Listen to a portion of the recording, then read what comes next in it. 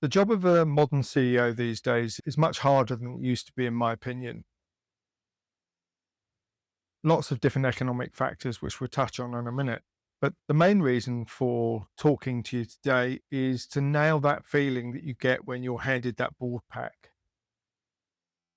You look around the room, you look through the board pack, the dashboards, you look at revenue, you look at EBIT, and then a number of things flash into your mind, don't they?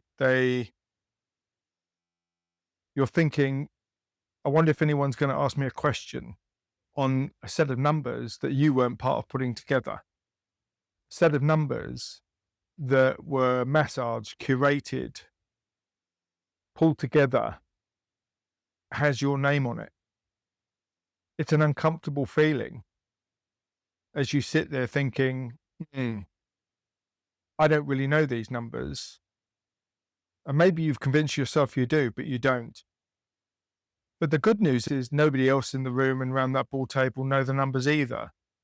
What they will know is their small piece of it, their piece of their world, because that's what they're interested in defending. But you own the big picture number. So you have that feeling of, if they're going to ask me a question I can't answer, then my mask of confidence will slip, and that might be used against me. These are all quite genuine feelings and emotions. I've spent 45 years in and around boardrooms, in turnarounds and takeovers, and running some significant P&Ls. And I wish I was armed with the information that I'm about to arm you with. Now, Russell Reynolds, Egon Zehnder, big names in the CEO headhunting space. The data that's coming out is that the modern CEO's role, the tenure, is reducing. The settling in period is pretty much zero. As you take up the role of CEO, you're expected to deliver immediately. And given the fast-moving nature of geopolitics, economic headwind, if you like, especially if you're in the UK and Europe, the extensive costs of doing business, the bureaucratic red tape, but also the other aspects of the impact of AI, the geopolitics of data, and. The role of CEO is arguably tougher, but you also have less time. And my rationale for talking to you and this podcast called The Undefended CEO, and it makes sense, is to arm you with the things you need to have a long tenure. So let's get to the real issue. Revenue and EBIT look backwards. They're lagging indicators, and they tell you about what's happened last month, last quarter. They don't tell you what's happening today. And the board pack and the dashboard that you're all reviewing is incomplete. It's a snapshot of a business that no longer exists.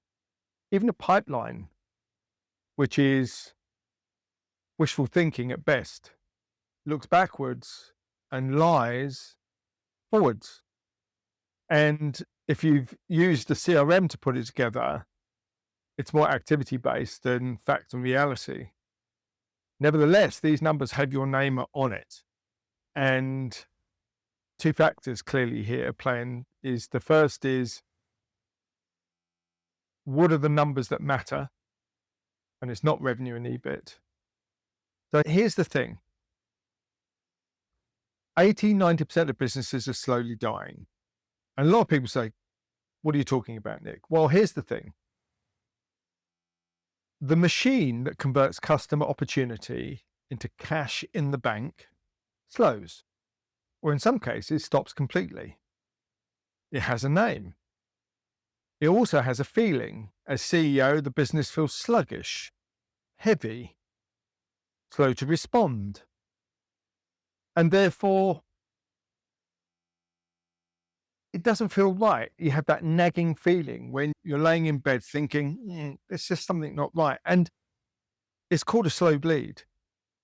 The machine has slowed, as in one of my favorite movies, Margin Call, when the young analyst talks to Jeremy Irons, the CEO, that the music has slowed, which is the hint that the collapse is coming.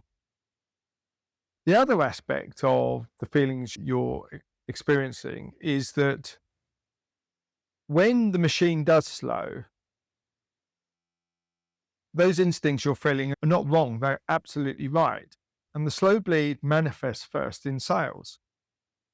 And when you look across the business and you look at all of the different transformation projects that are going on, digital transformation, AI transformation, in my opinion, will not deliver what you expect. It's because they're treating symptoms and they're not treating the root cause of the problem. So I wrote The Slow Bleed. You can see it behind me. You can see it here. And I wrote it not as a methodology and a bunch of consulting speak. I put it together as a set of tools, templates, and assets that you can use to find the truth. It's a field guide. And it should save you time. But most importantly, it will allow you to build a moat around your role as CEO where you can defend yourself with the truth. You're currently unarmed.